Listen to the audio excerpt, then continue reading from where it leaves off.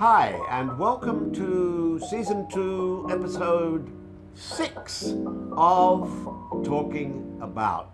Yay! Yeah, and boy, do we have a treat for you this time. Yeah. We have probably one of the most exciting musical personalities in the country. Yeah, and where does it come from? Penang. Yay. Of course it comes from Yay. Penang. Not Seberang, right? No, Penang. Yeah. Now, he officially, or he's known as Chi Ho Mak, but we know him as Mak Chi Ho. Yeah, it's don't okay. we? It's the same person. No, it's not the same person, because when he's officially, he's Chi Ho Mak.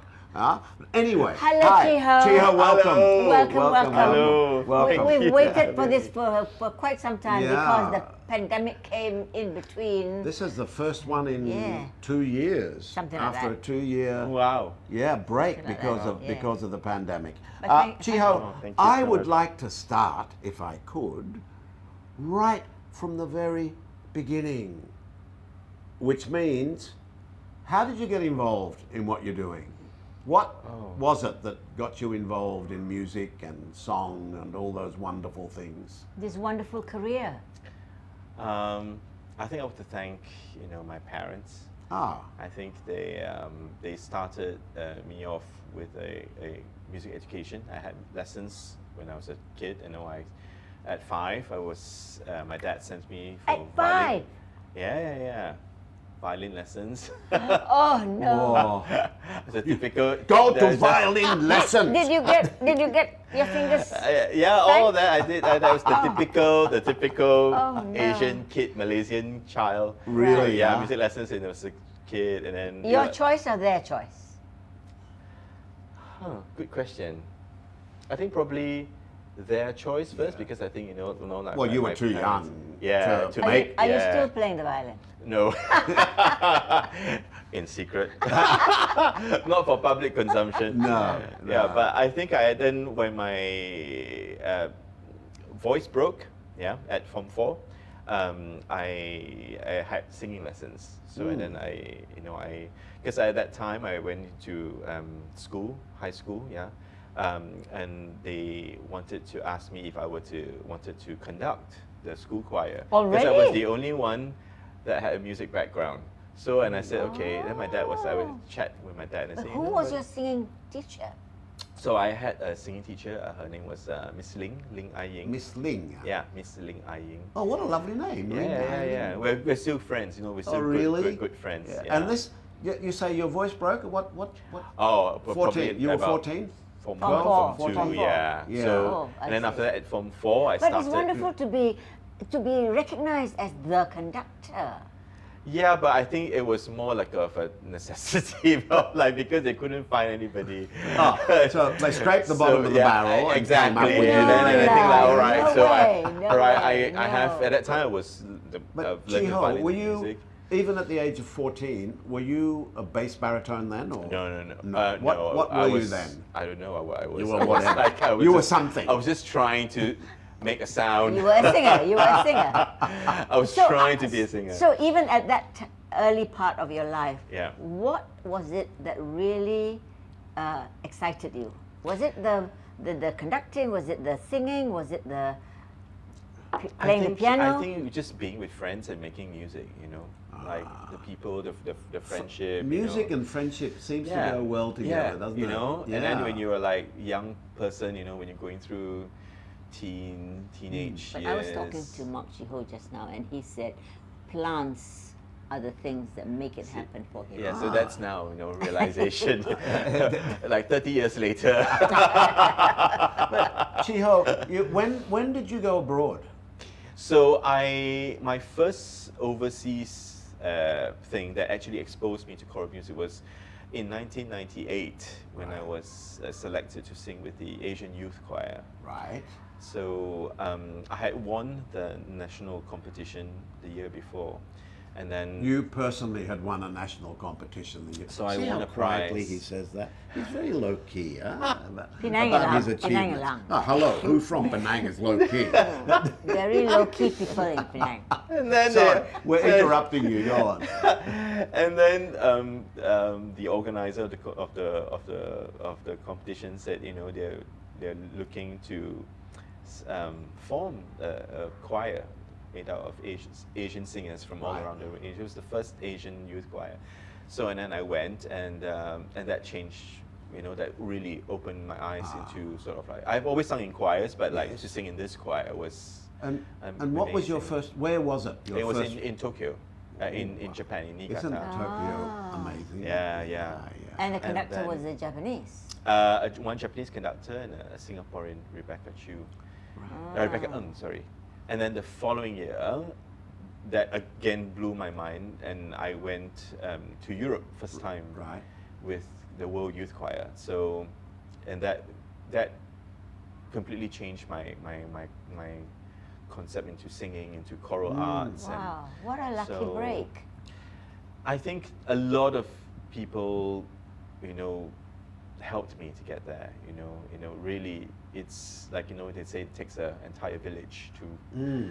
And I'm very, very blessed to have that. You know, that whole ecosystem and that support. You know, from friends, from family. So, yeah, and I never look back. You know, Chi Ho, you know what we find quite amazing about you is that you are so multifaceted in your musical expertise.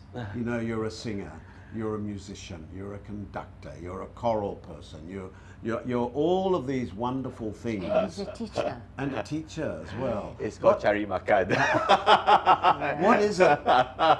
What, if you could, like, how would you prioritize your rasa for these things, your feeling for these things?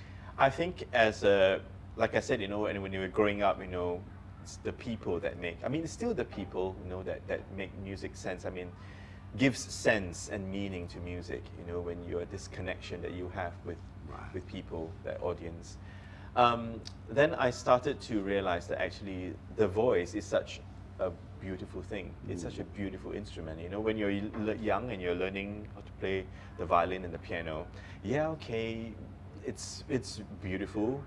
But I think the more I started to sing, the more I started to discover about my voice, you really are so completely mind blown at how wonderful this instrument is. You know, it's so full of color, so full of nuance, completely integrated and embedded within you, yet completely connected to your psyche, to your feelings, to your personality, and everyone's different. Did you discover this yourself, or did you get coached into discovering? It was kind of both, you know. I realized that, you know, the way I sing is a reflection of how I am as a person. And, you know, and the thing is that, and when I was studying singing, it can be a very formal thing, and especially classical singing. You know, it's very formal. You know, you have to sound a certain way. You have to, but if you strip that all that, you know, at the end of the day, you're just using your voice in a different way. But I can use my voice in another completely different way as well, you know.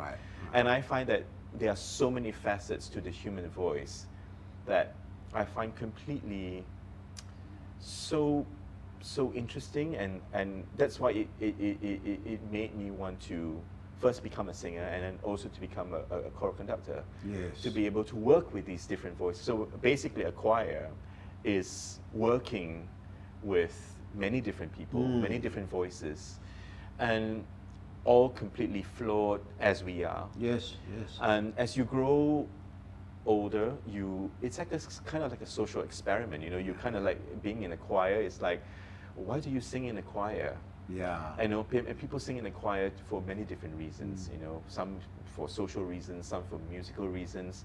But as a conductor, you are from the outside you see that because you're working with the voices and you really understand what humanity is. Chiho, remind us of the last one that we saw at KLPAC, that you conducted. Dark Light. Dark Light. And you were so mesmerizing in the manner in which you brought these kids together, and it was magical. It was. Oh, thank you. Sheer magic. Sheer magic. And that was a very personal project for me. Yeah. But it was, you know, the thing that to be able to, you know, you were talking about the joy and the beauty of having different voices and playing with these voices and bringing personalities, bringing it all out.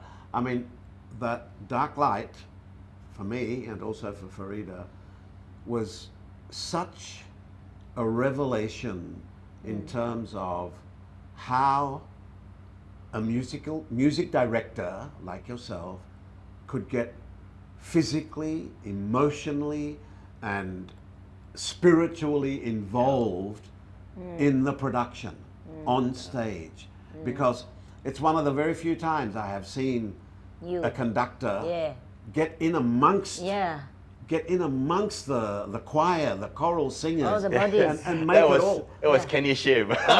Was He's it? brilliant. Yeah, that was. It was yes. just wonderful. But it was you too. It was so powerful. Yeah. I mean, he may have suggested it, but you had to execute it. And the other thing is, Joe and I, of course, we have gone into your world of the choir practices and the choir shows with the Young Choral Academy and with Susanna So, and we have seen these kids blossom and grow, and you know, amazing. This last concert really did it for us. For us, honestly, Chiho, that for us was like, wow. We have seen the blossoming. We have gone through this total metamorphosis of these young singers who we've seen over the years and we've watched them grow, and then finally to see them in that production. But under the powerful guidance of Chiho, I tell you, and Kenny, it was just mesmerizing. I think I went up after the show and I think I almost had tears in my eyes. I was so.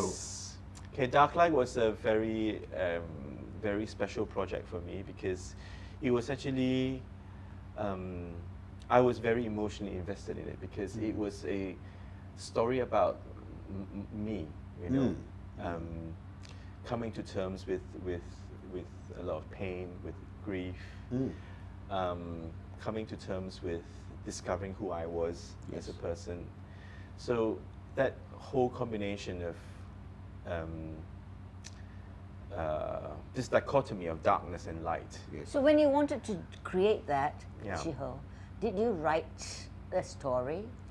I wrote down, I penned down thoughts, and I read about, of course I had to find the text, you know, that spoke about that. And this project was also very special because it was supposed to be done during before the pandemic. And I sat down and I toyed around with the sort of like this good versus evil, this about being a human being. We have your choice of material was just astonishing, and it's because you had a purpose in mind, right? Yeah. And it spoke.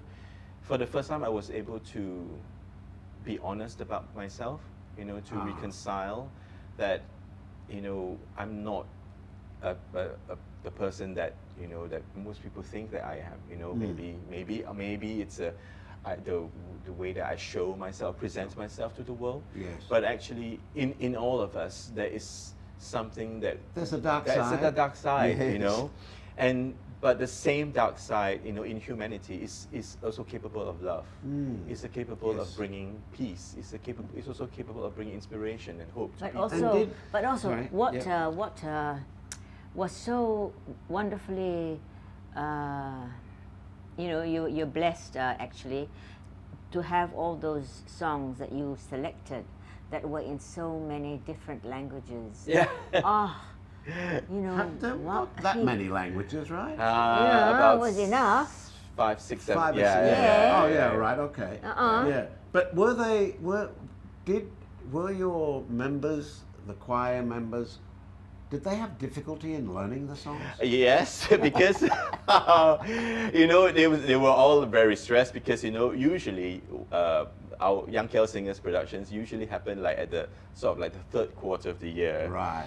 But because at the third quarter of the year we already had something planned, we have our 20th anniversary, so I had to push and then because of the availability of the space and everything, so the earliest will be in May. Right. So and I told them and they were like, oh, right, we have our work cut out for them. But I'm so I really salute my members. I mean, they came together and they never, you know, they never complained. They just did the work, and they were very fast. And we had quite a lot of new members as well. So yes. So is this the first time you've worked with Kenny?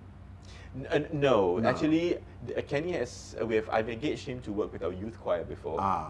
As a choreographer. Oh, right, okay. So he choreographed one of our youth choir shows. Right. And he also did choreograph virtually one of our projects. Right. But this is actually the first time that he's choreographed the entire thing.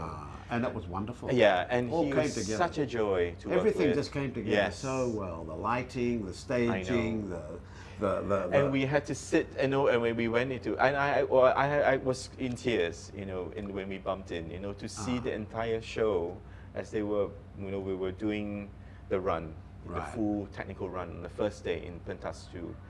I had to go away and have a moment. Really? Yeah. You needed a moment to yourself. Because it was so powerful, and Kenny felt that as well, and you know, I think it was a very.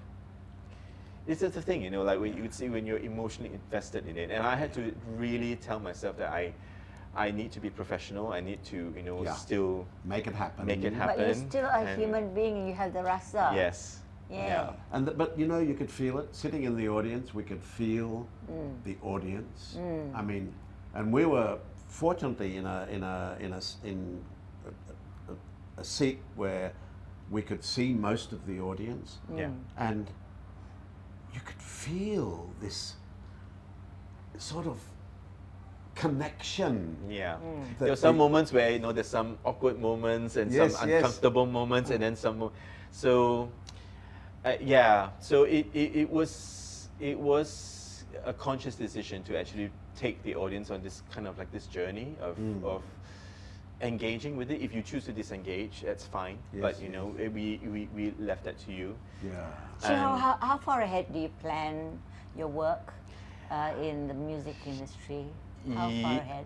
So with Young Kel Singers, I usually have an idea like a year before, like what I want to do with them, and I sit down and then I discuss with, you know, my two, you know, my colleagues, you know, Susanna and Ian, to see what you think, you know. So I sit down, and then have a concept. So is it a year ahead? Yeah. But you don't only look after young choral, you also look after others in Penang as well. So tell me, you sing in operas as well. Yeah.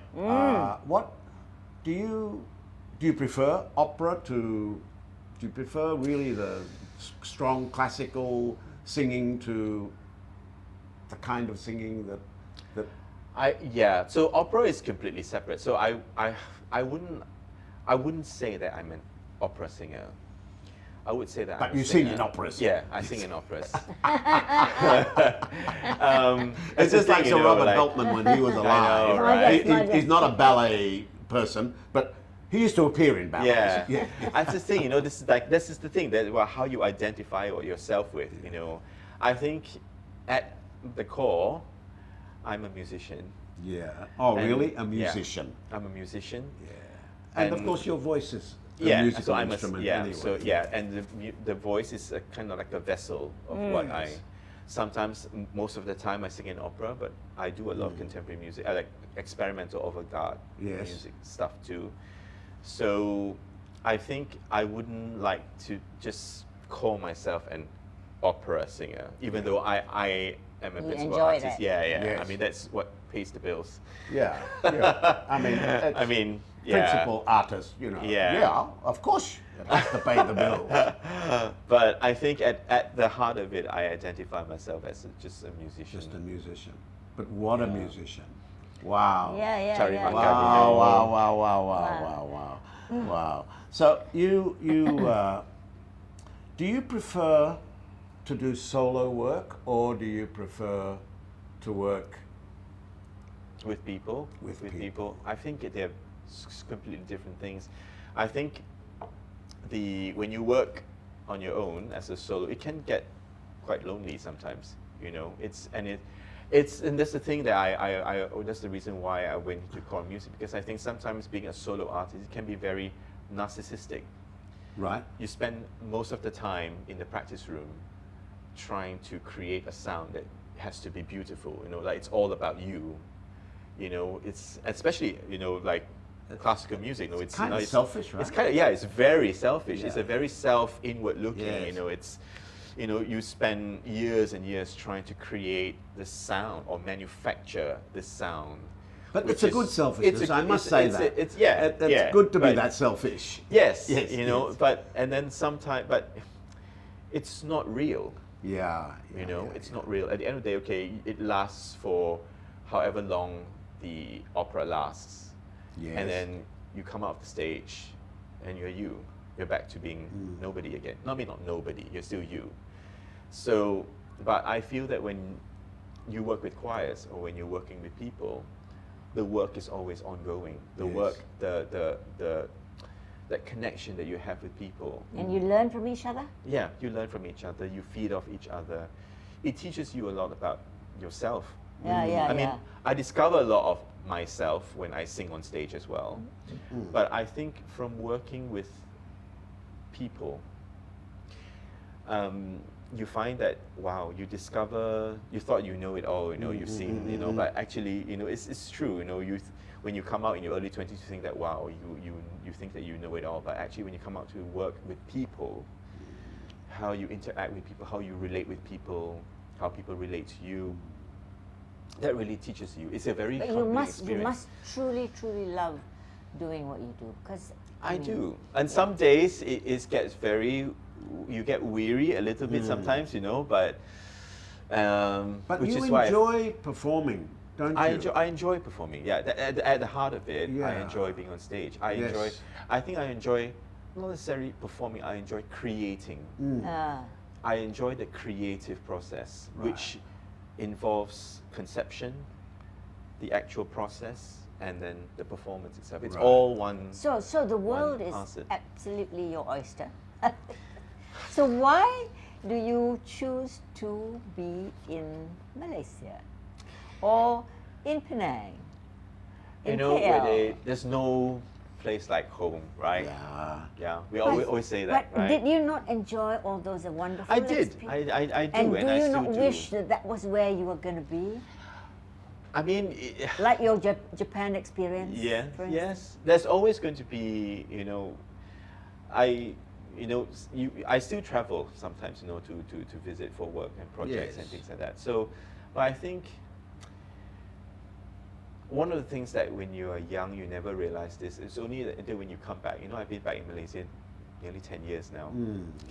And when I first came back, I was having a chat with Susanna, and I was talking to, actually, it was a Singaporean conductor who told me, and she said, when I finish my work visa finished in the UK, she said, come back to Asia.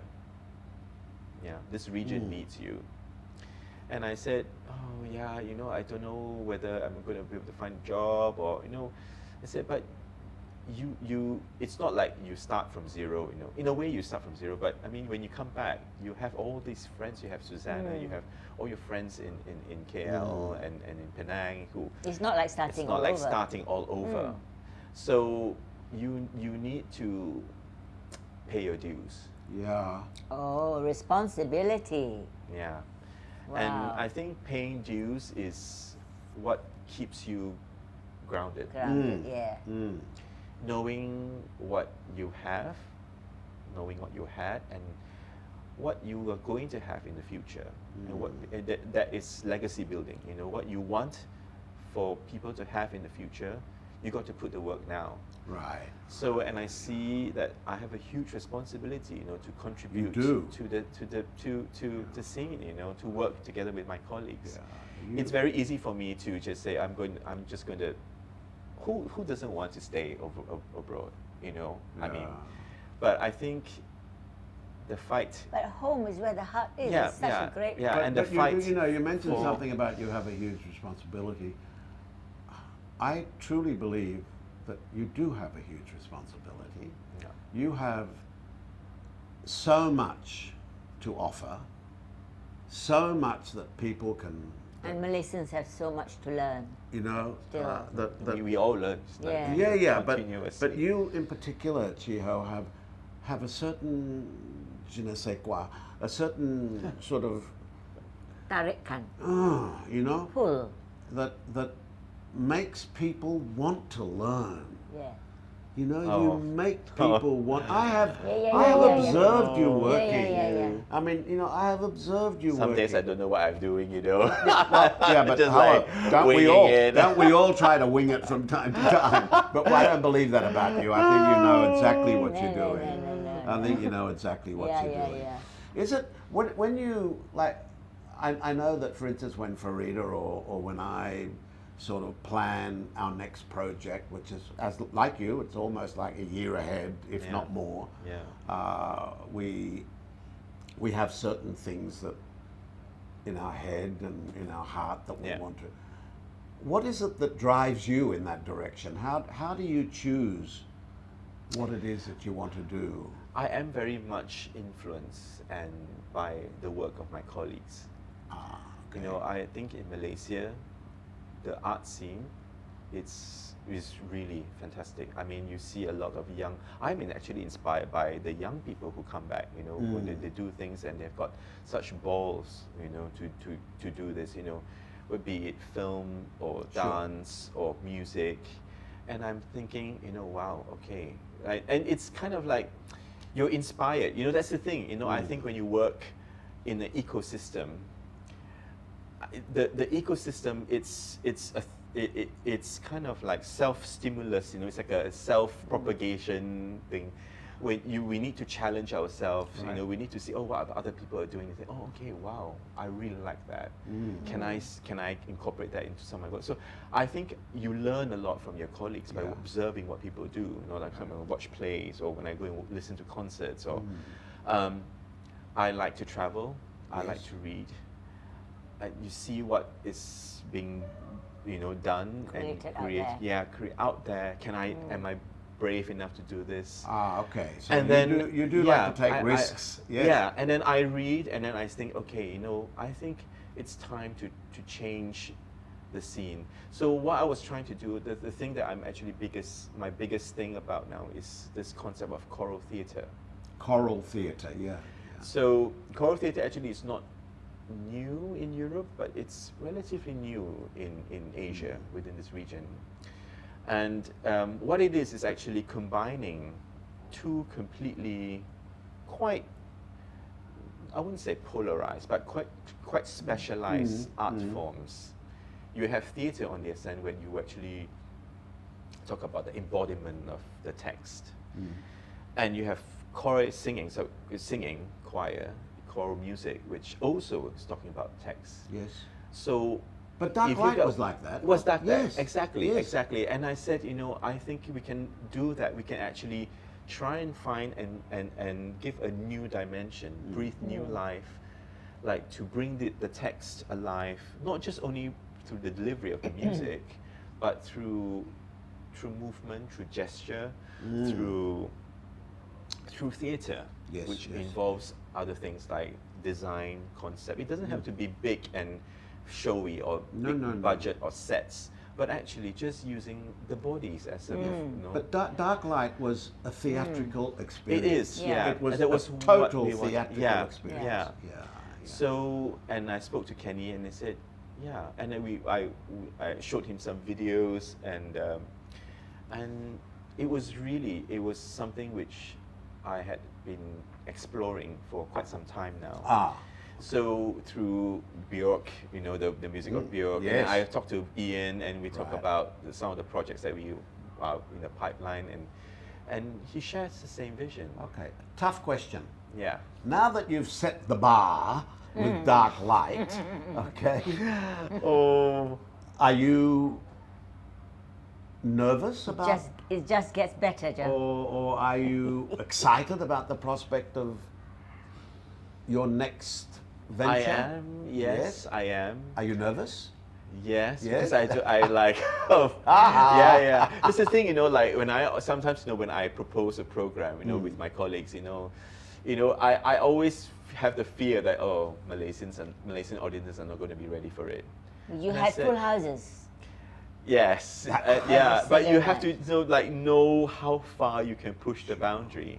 You know, some things may work, some things may not work.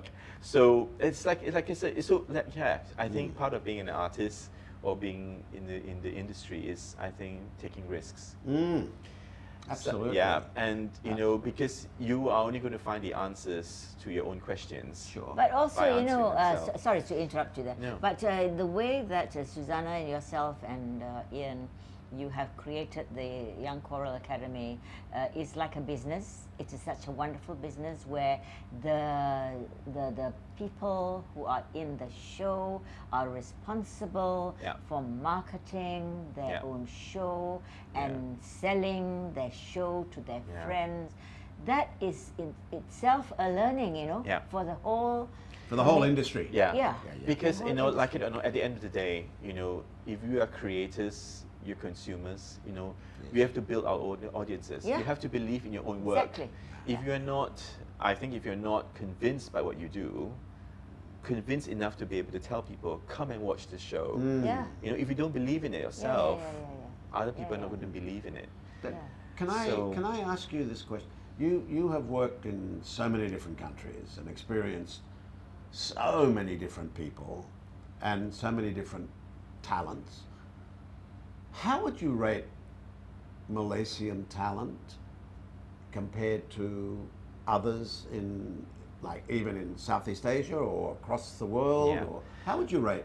I think there are a few things. I think in the arts, I think of course we have quite a very mature scene. I think, mature in the sense that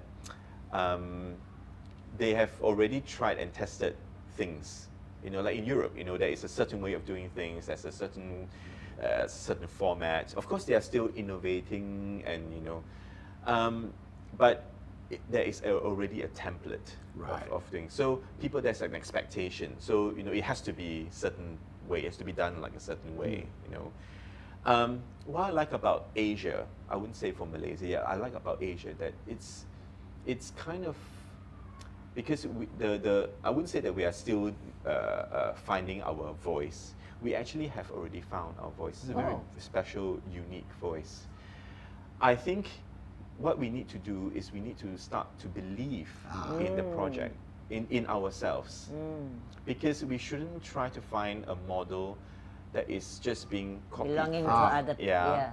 Okay, the format, the structure may be the same, but I think it's time to put our own identity in it, our own spirit in it, our own, and I think we can see that in Asian films, in art, in music.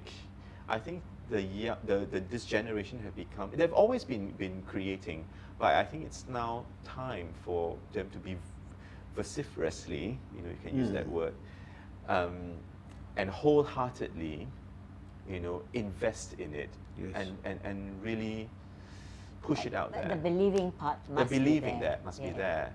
It's not about being nationalistic. No. It's about we knowing who we are knowing and who we- wanting to be who we are and expressing ourselves. Because I find that always we say we try. But we try to compare ourselves with what do they have in other parts of in other regions of the world. It's not fair, because the way that we are, our identity, we have different identities, we have different we have different personalities. What they do in Europe may work for in Europe, yes, but it doesn't necessarily work here. Right. Yeah. Right. So we have to maybe take the sensibility, the sort of like the structures that they have, yeah, but the sensibilities and the spirits and the ideologies have to come from within us, have to come from us. So we need to create, like I can say that I can create, I may be singing Mozart, like I may be doing dead white man's music or dead white man's work. Yes. But I have to make it your own. I have to make it my own. I have to find a reason how it's going to relate Yes. to Dead white man. Don't you like that? Yeah. But It's exactly. true. Like we spend most of our time Yeah. performing dead white men people's music or work or art or whatever. Yeah. But that goes for all performing arts. yeah, well, exactly. But making it your own. Yes. Yeah. Look, we are getting the wind up from our, Okay. but I would like to ask you one question. You may not want to answer it. No, nothing that, no. Can you give us a hint or a clue as to what your next project is going to be? No. Wait, well, but immediate next week, I've got a concert. With No. We know you're going to sing the dead white man. Yeah, you're gonna be singing some dead white man music. Yes. I always do that. I have to pay the bills, he's not going to spill the beans. He's not gonna spill the beans. No, but it's like no, I make my living from singing Dead white man's music. Yeah. Well, hey, don't knock it. No, Pays the rent. Pays the rent. Puts food on the table. Yes, I've got But the bills to important pay. thing is, Chiho, you enjoy doing it. Yeah. Yes. And I truly, I would never ever say to you, don't do that kind of work anymore. That one that I saw, which is dark light. I could see it over and over again. Yeah. We and, could have. And it should travel. It should travel. I know we talked about that. It should travel throughout the country. I mean, that to me is definitely a festival project that you could play in any festival. You know, the Edinburgh Festival. Oh my God. No, I'm serious. You know, the festival at but I know KLPSC. it's big bucks. Big bucks to get Yeah. that abroad. But can I share something? Yes. It's not like exciting. Yeah. You know what kept me sane throughout the Empire project? Gardening. Gardening. That's what kept him sane, darling. Gardening throughout the entire project. I succumb. She likes to fiddle around in the garden Gardening too. Really? She's got Because- a few green thumbs. You have green thumbs as well. Oh, I wouldn't say I'm learning, but I think the thing about I learned so much about myself as a person, you know, From the plants. From plants. How It's nice. a different thing, you know, you know, people talk back to you. Plants don't, but Yeah. they respond to you differently. Yeah. And sometimes, you know, you have to think, okay, there's a little bit of brown edges, you know, Yeah. and plants need the very basic thing from us. Just a bit of water, a bit of tendering, a bit and of sunlight. nurturing. All of which Tender are free. loving care. And, water, sunlight, Sunlight. and love. Love, Yeah, yes. All these cost nothing. Yes. But I saw Right. you know, I was fascinated when we were upstairs in my office. I just couldn't take my eyes. There was this beautiful Handling, plant, yeah. and you were just mesmerized. I by was. this plant. It's a beautiful Hoya. And I was just like looking at it and I was like, oh my God, like this plant is loved. Well, And it is sometimes- love because I call it Faridah. There you go. There you go.